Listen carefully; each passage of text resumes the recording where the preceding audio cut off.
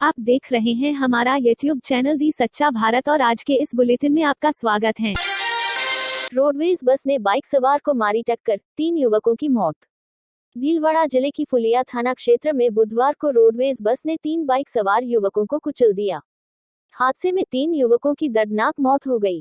घटना की सूचना मिलते ही फुलिया पुलिस मौके पर पहुंची और तीनों शवों को सामुदायिक अस्पताल फुलिया की मोर्चरी में रखवाया।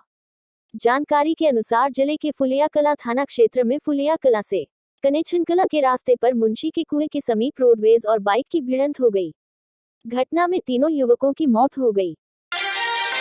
किसान आंदोलन के बीच आई बड़ी खबर, कृषि कानूनों पर रोक के लिए तैयार हुई सरकार, प्रस्ताव पर 22 को जवाब देंगे किसान। तो वहीं दूसरी तरफ सरकार के साथ 10वें दौर की वार्ता में किसानों ने एनआईए नोटिस का उठाया मुद्दा, तो तोमर बोले किसी निर्दोष को नहीं करेंगे परेशान। इसके अलावा एक बड़ी खबर और सामने आई है कि अब किसान आंदोलन को समर्थन देने के लिए और कृषि कानूनों के खिलाफ अन्ना हजारे ने अपने गाँव रालीगढ़ सिद्धि में ही अनशन करने का किया फैसला। बाइडेन की शपथ लेते ही चीन ने ट्रंप की टीम के खिलाफ उठाया बड़ा कदम। पूर्व विदेश मंत्री और नेताओं समेत ट्रंप सरकार के 9 अधिकारियों पर प्रतिबंधों का किया ऐलान। देश में शुरू हुए टीकाकरण कार्यक्रम के चलते 5वें दिन 20 राज्यों में 1.12 लाख लोगों को लगाया गया टीका। अब तक करीब 8 लाख लोगों को लग चुका है टीका। राहुल गांधी के बाद अब महाराष्ट्र की शिवसेना सरकार ने केंद्र सरकार से किया बड़ा सवाल, पूछा अरुणाचल प्रदेश में बसे चीनी गाँव पर कब चलेगा हथौड़ा। प्रॉप इक्विटी के एमडी एवं संस्थापक समीर जसूजा का कहना कि आवासीय बाजार में निश्चित तौर पर हुआ सुधार। अक्टूबर दिसंबर तिमाही में त्योहारी मांग से मकानों की बिक्री में 25% की हुई बढ़ोतरी।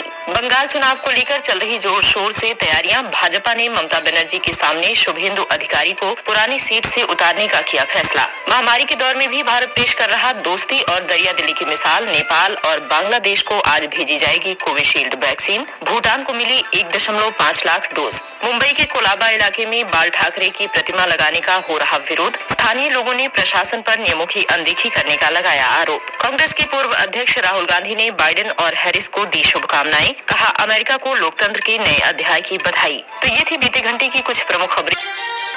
पाली जिले में कोरोना के खिलाफ वैक्सीनेशन को 4 दिन बीताने को हैं। सबसे पहले जिस प्रकार से सरकार के आदेश पर फ्रंट लाइन में रहे चिकित्सा कर्मियों को इस टीके को लगाया जा रहा है, वहीं इन स्वास्थ्य कर्मियों में इस टीके को लेकर काफी भय भी नजर आ रहा है। इसके चलते पिछले 4 दिनों में पाली में 1473 स्वास्थ्य कर्मियों में से मात्र 1005 स्वास्थ्य कर्मियों ने ही टीके लगाए हैं।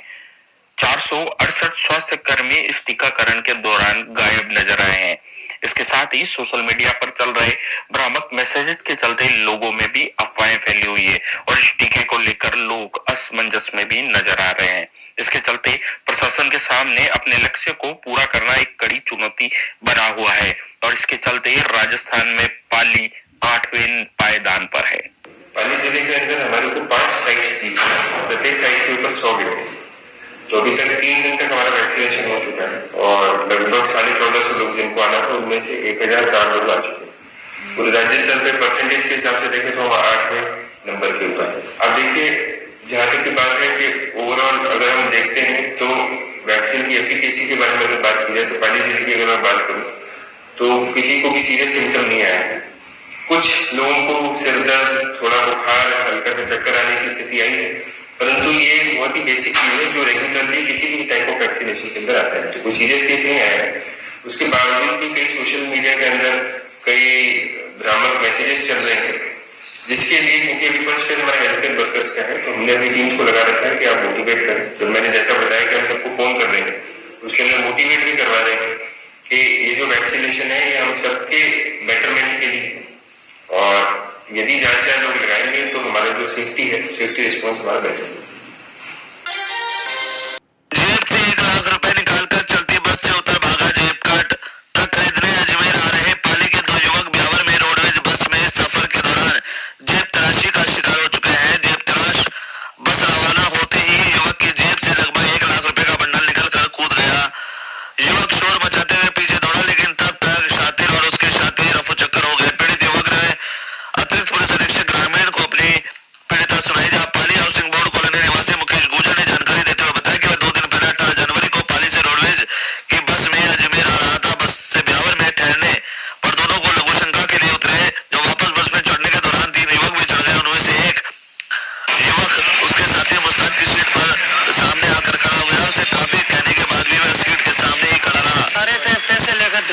40,000 रुपये। तो 40,000 रुपये मेरे पास थे, 2 लाख रुपए इनके पास थे मेरे दोस्त के। तो दोनों आ रहे थे। उस टाइम पेशाब करने के लिए हमने रोडवेज बस स्टैंड डिपो पे पेशाब करने के लिए उतरे थे, वापस चढ़े थे। उस समय 3 बंदे चढ़ गए हमारे साथ में चढ़ के वो तीनों मतलब भीड़ कर रहे थे, वो हमारे पास में आके भीड़ कर रहे थे। उसके बाद एक जेब में से 1 लाख रुपए निकाल के वो तीनों लड़के जैसे भागे थे ना, उस टाइम इसको पता चला, बोले मुकेश पैसे लेके भाग गया। तो हमने उसके पीछे किया, हमारे आगे कोई 2-3 आदमी आ गए, उनकी वजह से हम उनको देख नहीं पाए। फिर वो वहाँ से तो भाग गए, आके दारू के ठेके पे आके वो दारू खरीद के वहाँ से बाइक लेके भागे थे। वो चीज़ हम आता सिटी पुलिस थाना ब्यावर, वहाँ जाके दी। तो पहले तो वो बोला मैं क्या करूँ आप ढूंढ लो, पुलिस वालों ने बोला मैं क्या करूँ आप ढूंढ लो। उसके बाद में तो हमारा कोई गिना ही तो वो आके मिला। उसके बाद में उन्होंने वो फुटेज भी देख ली। फुटेज देखने के बाद जब वो बोल रहे हैं कि ये लड़के यहाँ के है ही नहीं, ये बाहर के लड़के। ब्यावर बस स्टैंड की। अच्छा। ब्यावर रोडवेज बस स्टैंड की। कितने रुपए निकाले? 1 लाख रुपए। अच्छा। और अभी वो पुलिस वाले तो बोल रहे हैं कि ये बंदा यहाँ का है ही नहीं है, बाहर का। रिपोर्ट दर्ज करा दिया आपने? रिपोर्ट दर्ज कराई, लेकिन वो कोई रिपोर्ट ले नहीं रहे थे। इधर जाते तो बोलते इधर जाओ, इधर जाते बोलते इधर जाओ। आप अजमेर क्यों पहुंचे? अजमेर 2 दिन हम ब्यावर खोटे हो गए थे, 2 दिन 2 रात वहीं रहे। 18 तारीख को घटना हुई है। हम वापस 20 तारीख तक सोच लिया कि अभी यहाँ कुछ नहीं होने वाला, कोई सुनवाई नहीं। 20 तारीख सुबह हमने बस में बैठ के वापस अजमेर आने का फैसला किया कि भाई एसपी साहब के वहाँ जाके डायरेक्ट एसपी साहब से मिलते हैं तो अपना गरीब आदमी का कुछ हो सकता है। रहने वाले कहाँ के हो आप? पाली के। अभी पाली हाउसिंग बोर्ड के रहने वाले। क्या आश्वासन दिया साहब? अभी शेख साहब पता नहीं, आप ले जाके दिए थे कागज उनको, कोई शेख साहब का आदमी था एसपी साहब का, वो कागज ले जाके दिए, पता नहीं वो एसपी साहब साइन करके उनको दे दिया। झालावाड़ एसीबी टीम ने कार्रवाई करते हुए रामगंज मंडी उपखंड के सुकेत ग्राम पंचायत सचिव महिपाल, वार्ड पंच मोहम्मद रफसंजानी, वार्ड पंच अब्दुल सलाम व दलाल वकार अहमद पर रिश्वत लेने की कार्रवाई करते हुए रंगे हाथों गिरफ्तार किया है। एसीबी अतिरिक्त पुलिस अधीक्षक भवानी शंकर मीणा ने बताया कि फरियादी सत्यनारायण पुत्र राम प्रकाश योगी निवासी सुकेत ने 19 जनवरी को शिकायत दी थी कि फरियादी की पत्नी श्रीमती संजूबाई वार्ड पंच वार्ड नंबर 1 ग्राम सुकेत के वार्ड निवासियों के 12 पट्टे बनाने की एवज में आरोपी महिपाल ग्राम विकास अधिकारी ग्राम पंचायत सुकेत द्वारा प्रति पट्टा 5,000 रुपए के हिसाब से परिवादी से 60,000 रुपए की रिश्वत मांगी गई थी। वहीं फरियादी द्वारा हाथाजोड़ी करने पर 4500 रुपए के हिसाब से प्रति पट्टा रिश्वत राशि तय हुई, जिसमें 36,000 रुपए पहले दे दिए गए। पट्टे बनाने के एवज में अपन से पैसे मांग रहे थे, हर पट्टे के 5,000 रुपए। तो अपन ने 36,000 तो रुपए दे चुके थे पहले, क्या 12 पट्टों के, बाकी के जो देना थे। तो अपन ने एसपी साहब को बताया झालावाड़ जाके कि ये मामला, तो उन्होंने कि चलो कोई बात नहीं। फिर उन्होंने टेप दे के रिकॉर्डिंग करके और फिर ये आज दूसरी कार्रवाई करी। वेब सीरीज तांडव को लेकर विवाद गहराता जा रहा है। इस विवादित वेब सीरीज पर आज जयपुर में भी करणी सेना की ओर से विरोध प्रदर्शन किया गया। वहीं करणी सेना के अध्यक्ष सुखदेव सिंह गोगामेडी की ओर से वेब सीरीज को प्रतिबंधित करने के साथ ही निर्माता निर्देशक पर कार्रवाई करने को लेकर विश्वकर्मा थाना में मुकदमा भी दर्ज करवाया गया। जयपुर के बांस गोदाम सर्किल पर बुधवार को राष्ट्रीय राजपूत करणी सेना के अध्यक्ष सुखदेव सिंह गोगामेडी के नेतृत्व में तांडव वेब सीरीज के बैनर का दहन किया गया। साथ ही कार्यकर्ताओं ने जमकर नारेबाजी कर विरोध किया।